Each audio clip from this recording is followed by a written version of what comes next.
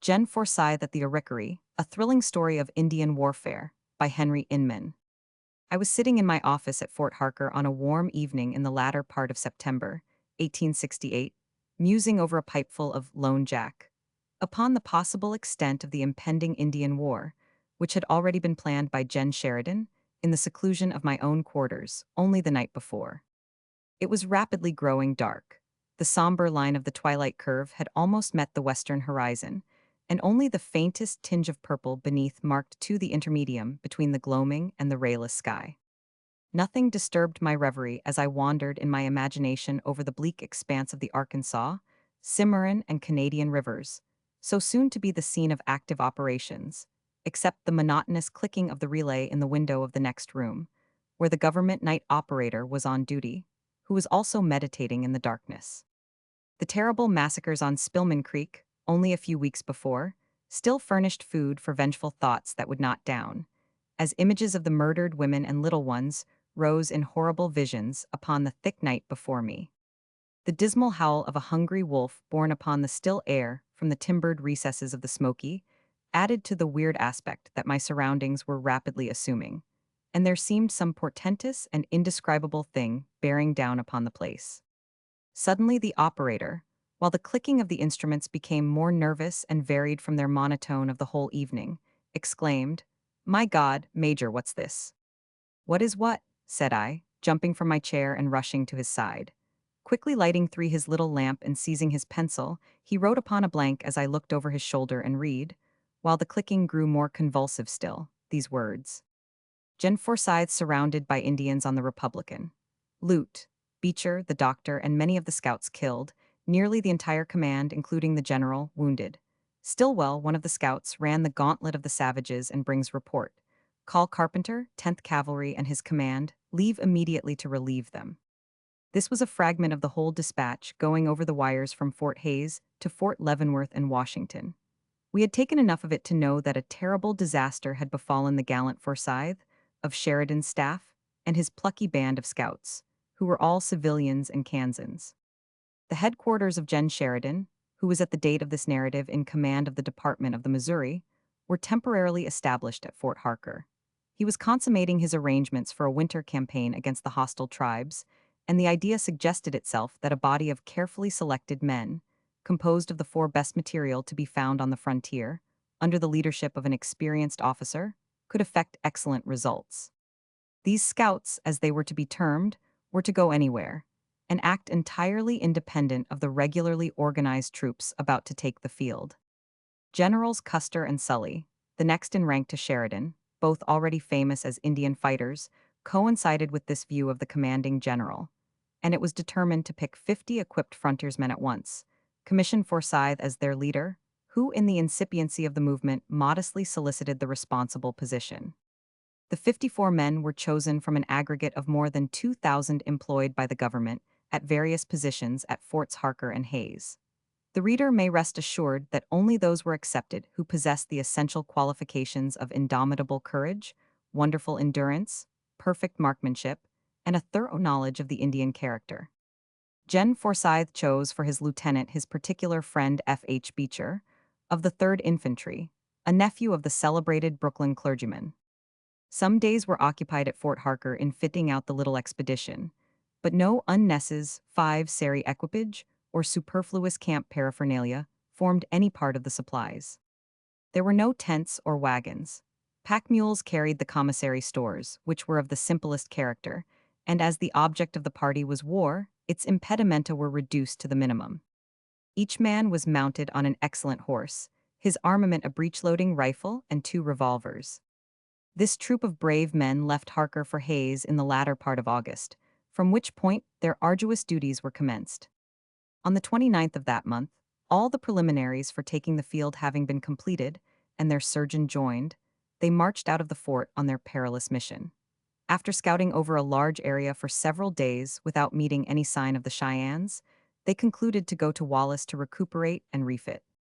Sometime during the 2nd week in September, the Indians made a raid on a government wagon train near Sheridan Station, on the Kansas Pacific Railroad, about 12 miles east of Wallace. As soon as the news reached the fort over the wires, Forsythe and his little band of scouts started to intercept the savages on their retreat. Next morning, the little command struck the fresh trail of the Indians, and by forced marches came so close that they compelled them to separate into insignificant detachments. But night coming rapidly on, the general lost the trail. The conclusion was, after a consultation with the best plainsmen among the party, that the Indians would naturally go northward, so it was determined to take that direction in pursuit. The scouts continued their course for more than a week, without the least trifling incident to relieve the wearisome monotony of the march. Suddenly, on the afternoon of the eighth day, as they were approaching the bluffs of the Republican River, they discovered an immense trail still leading to the north. The signs indicated that a large body of warriors, with pack animals, women and children, and lodges of a big camp, had recently camped there. It was growing dark, and rather than take the chances of losing this trail in the night, it was determined to bivouac in the vicinity, rest the animals, and continue the pursuit at the first streak of dawn. It was well that this course was decided upon, or there would have been none left to tell the story of the fight, as the result will show. The 7 spots selected for the bivouac had some slight strategic value, and was for that reason chosen by the general, after it had been pointed out by 2 of his men, Tom Murphy and Jack Stillwell, though he had no idea at the time that any benefit would result from their judgment in this particular. It was an elongated low mound of sand, such as are seen at intervals in the Arkansas, which the ARRICKAREE fork of the Republican at this time embraced, as the Cheyenne does the Black Hills, forming an island. If this trail had not been struck, it was the intention to have gone back to Wallace for provisions, as only sufficient for one day remained. But upon prospects of a fight, it was unanimously agreed to go and take the chances of finding something to eat. In the early gray of the next morning, while the stars were still twinkling, and at the hour when sleep oppresses more than at any other time, the sentinels posted on the hills above the island yelled, "Indians." In a moment the camp was awake. With rifle in hand, each scout rushed for the lariat to which his horse was picketed, knowing of course that the first effort on the part of the Indians would be to stampede the animals. As it was, 8 a small party of them dashed in with a horrid whoop, and shaking their buffalo robes, succeeded in running off a small portion of the pack mules, besides 1 or 2 of the horses. A few shots fired by the most advanced of the scouts scattered the Indians, and quiet reigned again for a few minutes. Almost immediately, however, before the scouts had completed saddling their horses, which the general had ordered, one of the guides nearest Forsythe happening to look up, could not help giving vent to the expression, "Great heavens! General, see the Indians." Well might he be excited. Over the hills from the west and north, along the river on the opposite bank, everywhere and in every direction, they made their appearance. Finely mounted, in full war paint, their long scalplocks braided with eagle's feathers, and with all the paraphernalia of a barbarous war party, with wild and exultant shouts on they came. It was a desperate-looking preponderance of brute force and savage subtlety, against the cool and calm judgment of the disciplined plainsmen. But the general, without glancing at the hell in front and all around him, with only the lines of determination in his face a little more marked, 9 grasping the terrible picture before him, stoically ordered his men to take possession of the sand mound with their horses, and then determined, almost against hope, to accept the wager of battle. It happened, fortunately, that on this island were growing some stunted shrubs, to which the animals were fastened, their bodies forming a cordon, inside of which the luckless scouts prepared for the demoniacal charge which they knew must come with its terrible uncertainty in a few minutes. They had scarcely secured their animals, when like the shock of a whirlwind on came the savages, and the awfully unequal battle commenced. It was just the break of dawn. The Indians, taking advantage of the uncertain light, dismounted from their ponies, and creeping within easy range, poured in a murderous fire upon the scouts. The Indians were splendidly armed as usual, through the munificence of the government, by its apathy in preventing renegade white men or traitors from supplying them. When the full morning came, which had been anxiously waited for by the scouts, then they first realized their desperate situation.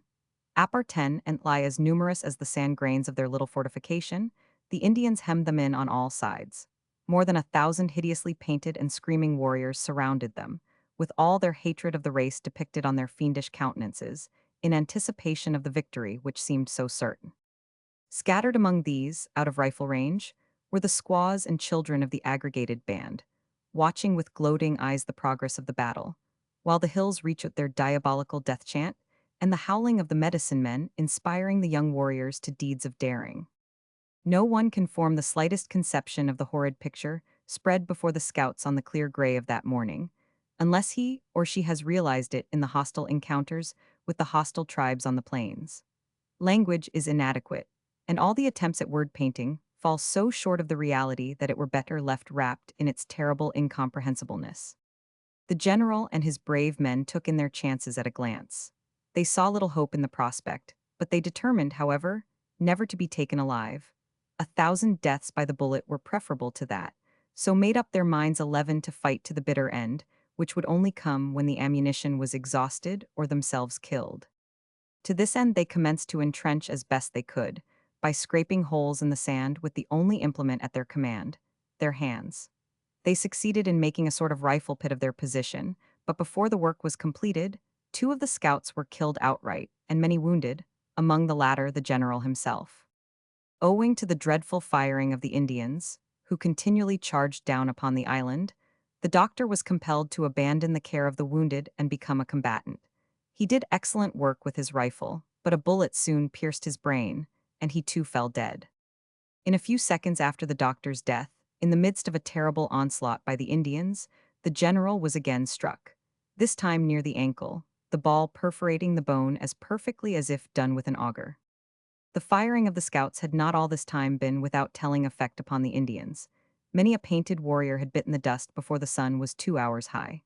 At each successive charge of the Redskins, the scouts, cool and 12 careful, and deliberate, took aim, and when their rifles were discharged, each put a savage hors de combat. There was no ammunition wasted. Nor had the besieged escaped from the fearful onset of their enemies. Besides the casualties related, nearly all the horses had been killed. In fact, before noon all but one had fallen, and it is told that when he too was killed, one of the warriors exclaimed in English, "There goes the last horse, anyway."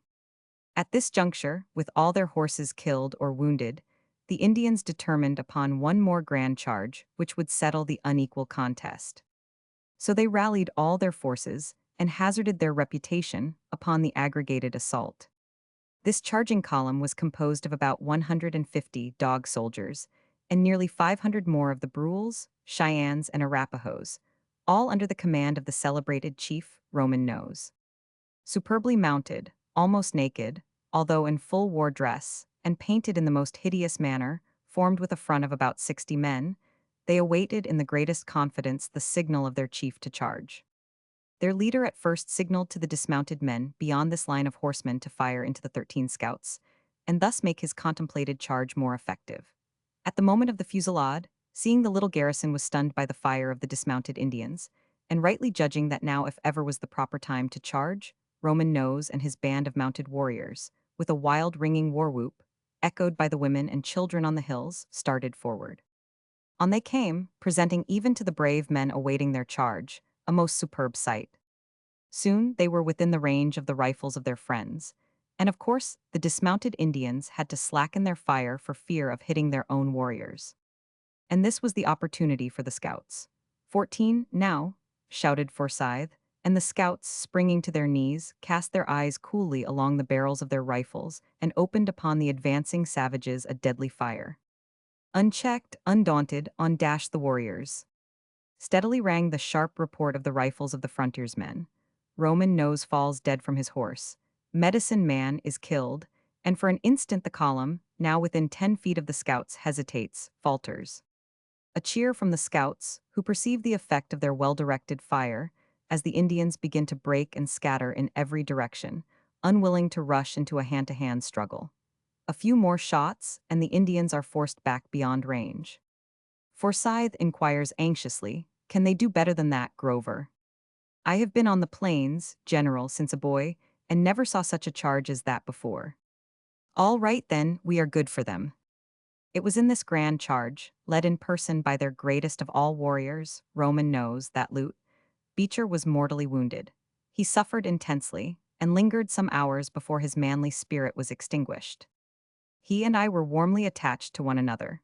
15, I knew full well the generous impulses of his warm young heart and his perfect unselfishness. He was brave, the very soul of honor, and a favorite in all garrisons. Before night closed in on the terrible tragedy of that day, the Indians charged on the weary and beleaguered scouts again and again, but were as often driven back by the dreadful accuracy of the rifles of the besieged, with an increasing loss each time. The darkness which had been earnestly looked for at last brought the welcome respite, and it was made possible for the unfortunate men to steal a moment's rest. That was needed, oh, how much! Hungry, exhausted, with an empty commissariat, every animal dead, their comrades lying stark upon the dreary sand, and a great number writhing in all the agony of torturing wounds. A relentless enemy ever watching. No skilled hand to alleviate the sufferings of the dying, and the only hope of help that might never come, more than 100 miles away. Think of that, grasp it if you can.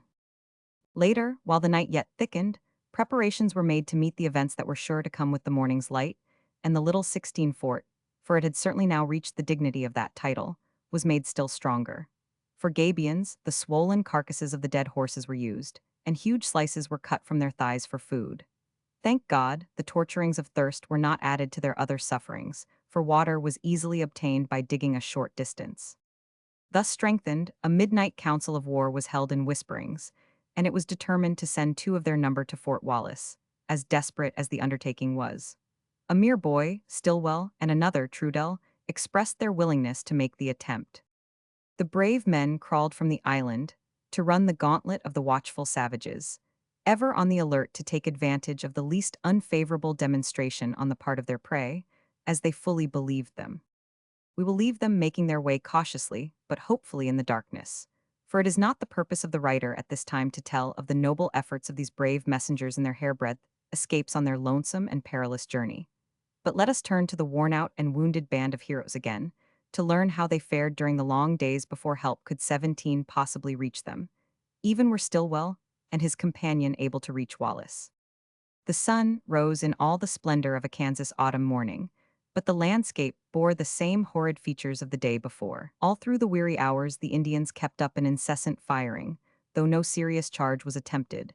They had had more than they had anticipated in their efforts in that direction yesterday. The scouts, now pretty effectually entrenched, suffered but little from the wild firing of their besiegers, but it was annoying, and kept the brave men ever prepared for a possible charge, the result of which might not be so fortunate as former ones. Night again came to throw its mantle of rest upon the little band, and shortly after dark, too, more scouts were sent out to reach Fort Wallace, if possible. But they failed to get beyond the line of watchful savages and were compelled to abandon the idea. This unsuccessful attempt to go for help cast a gloom over the little command, for it could not yet be known what had been the fate of the other 2 who had gone out the night previously. The next day the state of affairs assumed a more cheerful aspect, if that could be possible. The squaws and children had disappeared, Indi 18 cating a retreat upon the part of the Indians, although they still kept up their firing at intervals. Perhaps they, too, were getting short of ammunition and provisions. In the afternoon, the savages hoisted a white rag upon a pole and expressed a desire to talk, but our heroes were too wary to be caught with such chaff as that, for with Indians a flag of truce means a massacre, half the time. That night 2 more men were sent out, and these carried that famous dispatch of Forsythe's, which should hold its place in history with that other memorable one of Grant's. I intend to fight it out on this line if it takes all summer. Forsythe's read: I am on a little island, and have still plenty of ammunition left. We are living on mule and horse meat, and are entirely out of rations. If it were not for so many wounded, I would come on and take the chance of whipping them if attacked. They are evidently sick of their bargain. I can hold out 6 days longer if absolutely necessary, but lose no time. The morning of the 4th day, on the now historic island, broke somewhat more cheerful still. The Indians could be seen moving rapidly away, 19 only a few comparatively remaining in sight, to wait till exhaustion and starvation should place the scouts in their power. They little knew the mettle of the men lying behind those breastworks of rotten carcasses, or they too would have gone with the old men, women, and children of the tribe. A few shots were fired by the scouts in response to the occasional random fusillade of the Indians. They contented themselves with saving their ammunition for a possible last grand act in the drama, only shooting when an Indian came within certain range, when he was sure to be sent to the happy hunting grounds. Night again came with its relative rest, and then another weary day of watching and waiting, without any special demonstration on the part of the Indians. New horrors now made their appearance in the shape of gangrened wounds and suffering for food. The putrid flesh of the dead horses and mules was all that remained to support life, and however revolting, it had to be swallowed. The nauseating effluvia of the rapidly decaying carcasses, too, made the place almost intolerable, and so insufferable did it become that the general told those who were disheartened to go. But all to 20 a man, to their honor be it recorded, refused, electing to remain with their companions in arms, to be rescued or die with them. 2 more days of torture, and then, on the ridge between them and the golden sunlight gleamed the bright bayonets of Call Carpenter and his column of the boys in blue. Their Havelock had reached this American Lucknow, and cheer after cheer, feeble though they were, went up from the little island, and our story closes with the rescue of these brave men. General Forsythe, himself wounded in both legs, gives a very graphic description of the charge of the Indians and the appearance of their hero and chief, Roman Nose. He says, as Roman Nose dashed gallantly forward and swept into the open at the head of his superb command, he was the very beau ideal of an Indian chief. Mounted on a large, clean-limbed chestnut horse, he sat well forward on his bareback charger, his knees passing under a horsehair lariat that twice loosely encircled the animal's body, his horse's bridle grasped in his left hand, which was also closely wound in its flowing mane, and 21 at the same time clutched his rifle at the guard, the butt of which lay partially across the animal's neck, while its barrel, crossing diagonally in front of his body, rested slightly against the hollow of his left arm, leaving his right free to direct the course of his men. He was a man over 6 feet 3 inches in height, beautifully formed, and save for a crimson silk sash knotted around his waist and his moccasins on his feet, perfectly naked. His face was hideously painted in alternate lines of red and black, and his head crowned with a magnificent war bonnet, from which, just above his temples and curving slightly forward, stood up 2 short black buffalo horns, while its ample length of eagles' feathers and heron's plumes trailed wildly on the wind behind him. And as he came swiftly on at the head of his charging warriors, in all his barbaric strength and grandeur, he proudly rode that day, the most perfect type of a savage warrior it has been my lot to see. Turning his face for an instant toward the women and children of the United Tribes, who literally by thousands were watching the fight from the crest of the low bluffs back from the river's bank, he raised his right arm and waved his right hand with a royal gesture, in answer to their wild cries of rage and encouragement, as he and his calm 22 man swept down upon us. And again, facing squarely towards where we lay, he drew his body to its full height and shook his clenched fist defiantly at us. Then, throwing back his head and glancing skyward, he suddenly struck the palm of his hand across his mouth and gave tongue to a war cry that I have never yet heard equaled in power and intensity. Scarcely had its echoes reached the river's bank when it was caught up by each and every one of the charging warriors with an energy that baffles description, and answered back with blood-curdling yells of exultation and prospective vengeance by the women and children on the river's bluff, and by the Indians who lay in ambush around us. On they came at a swinging gallop, rending the air with their wild war whoops, each individual warrior in all his bravery of war paint and long braided scalplock tipped with eagle's feathers, and all stark naked but for their cartridge belts and moccasins, keeping their line almost perfectly, with a front of about 60 men all riding horseback, with only a loose lariat about their horses' bodies and about a yard apart, and with a depth of 6 or 7 ranks, forming together a compact body of massive fighting strength and of almost resistless weight. Boldly they rode and well, with their horses' bridles in 23 their left hands, while with their right they grasped their rifles at the guard and held them squarely in front of themselves, resting lightly upon their horses' necks. Riding about 5 paces in front of the center of the line, and twirling his heavy Springfield rifle about his head as if it were a wisp of straw, Roman Nose recklessly led the charge with a bravery that could only be equaled but not excelled, while their medicine man, an equally brave yet older chief, rode slightly in advance of the left of the charging column. To say that I was surprised at this splendid exhibition of pluck and discipline is to put it mildly, and to say, further, that for an instant or two I was fairly lost in admiration of the glorious charge is simply to state the truth, for it was far and away beyond anything I had heard of, read about, or even imagined regarding Indian warfare.